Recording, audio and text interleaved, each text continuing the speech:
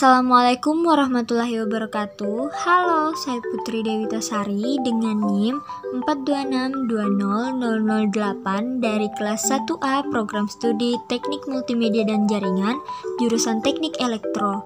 Pada video kali ini, saya akan membahas mengenai elemen rangkaian listrik, yang mana yang akan dibahas ada dua, yaitu elemen aktif dan elemen pasif.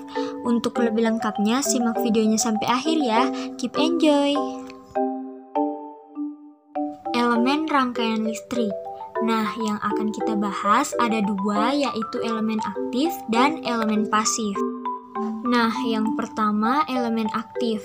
Elemen aktif adalah elemen yang menghasilkan energi atau dapat juga dikatakan sebagai sumber tegangan dan sumber arus yang mampu menyalurkan energi ke rangkaian atau jaringan. Yang dimaksud dengan kondisi ideal pada pembahasan kali ini adalah bahwa sesuatunya berdasarkan dari sifat karakteristik dari elemen atau komponen tersebut dan tidak terpengaruh oleh lingkungan luar. Jadi, untuk elemen listrik, sumber tegangan, sumber arus, komponen R, L, dan C pada materi ini diasumsikan semuanya dalam kondisi ideal. Elemen aktif itu sendiri terbagi menjadi dua, yaitu sumber tegangan dan sumber arus. Yang pertama adalah sumber tegangan atau voltage source. Sumber tegangan ideal adalah suatu sumber yang menghasilkan tegangan yang tetap dan tidak bergantung pada arus yang mengalir pada sumber tersebut, meskipun tegangan tersebut merupakan fungsi dari T. Sifat lainnya mempunyai resistansi dalam resistor D sama dengan 0. Sumber tegangan juga terbagi menjadi dua, yaitu yang pertama sumber tegangan bebas atau independent voltage source, sumber yang menghasilkan tegangan tetap tapi tidak memiliki sifat khusus, yaitu harga tegangannya tidak bergantung pada harga tegangan atau arus lainnya. Artinya, nilai tersebut berasal dari sumber tegangan dia sendiri. Simbolnya seperti pada gambar yang tertera di layar. Yang kedua adalah sumber tegangan tidak bebas atau dependent voltage source. Mempunyai sifat khusus, yaitu harga tegangan bergantung pada harga tegangan atau arus lainnya. Simbolnya juga tertera pada gambar yang ada di layar. Nah, elemen aktif yang kedua adalah sumber arus atau current source. Sumber arus ideal adalah sumber yang menghasilkan arus yang tetap, tidak bergantung pada tegangan dari sumber arus tersebut, dan mempunyai sifat lain, yaitu nilai resistansi dalam resistor D sama dengan tak hingga. Sumber arus juga terbagi menjadi dua, yaitu yang pertama sumber arus bebas atau independent current source, mempunyai sifat khusus, yaitu harga arus tidak bergantung pada harga tegangan atau arus lainnya. Simbolnya seperti pada gambar yang tertera di layar.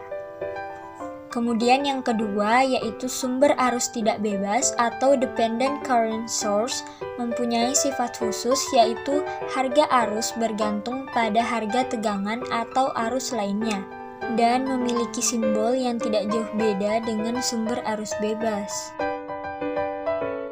Setelah elemen aktif, sekarang mari kita bahas mengenai elemen pasif. Elemen pasif juga terdiri dari beberapa bagian. Yang pertama adalah resistor, yang biasa disimbolkan dengan huruf R kapital. Sering juga disebut dengan tahanan, hambatan, penghantar, atau resistansi, di mana resistor mempunyai fungsi sebagai penghambat arus, pembagi arus, dan pembagi tegangan. Nilai resistor tergantung dari hambatan jenis bahan resistor itu sendiri, atau tergantung dari bahan pembuatnya, panjang resistor itu sendiri, dan luas penampang dari resistor itu sendiri. Resistor juga dapat dituliskan secara matematis, di mana ρ sama dengan hambatan jenis, I sama dengan panjang dari resistor, A sama dengan luas penampang, dan satuan dari resistor itu sendiri adalah ohm. Jika suatu resistor dilewati oleh sebuah arus, maka pada kedua ujung dari resistor tersebut akan menimbulkan beda potensial atau tegangan, sehingga hukum yang didapat dari percobaan ini adalah hukum Ohm. Elemen aktif selanjutnya adalah kapasitor atau biasa disimbolkan dengan huruf C kapital. Sering juga disebut dengan kondensator atau kapasitansi. Mempunyai fungsi khusus untuk membatasi arus DC yang mengalir pada kapasitor tersebut dan dapat menyimpan energi dalam bentuk medan listrik. Nilai suatu kapasitor tergantung dari nilai permitivitas bahan pembuat kapasitor, luas penampang dari kapasitor tersebut, dan jarak antara dua keping penyusun dari kapasitor tersebut. Kapasitor juga dapat dituliskan secara matematis, di mana epsilon sama dengan permitivitas bahan, A sama dengan penampang bahan, D sama dengan jarak dua keping, dan satuan dari kapasitor adalah farad atau biasa disimbolkan dengan huruf F kapital. Nah, jika sebuah kapasitor dilewati oleh sebuah arus, maka pada kedua ujung kapasitor tersebut akan muncul beda potensial atau tegangan, di mana secara matematis dinyatakan seperti pada gambar yang tertera di layar. Elemen pasif selanjutnya adalah induktor atau biasa disimbolkan dengan huruf L kapital. Seringkali disebut sebagai induktansi, lilitan, kumparan, atau belitan. Pada induktor itu sendiri mempunyai sifat yang dapat menyimpan energi dalam bentuk medan magnet. Satuan dari induktor adalah Henry yang biasa disimbolkan dengan huruf H kapital. Nah, itu tadi penjelasan singkat dari saya. Semoga mudah dipahami ya. Terima kasih. Wassalamualaikum warahmatullahi wabarakatuh.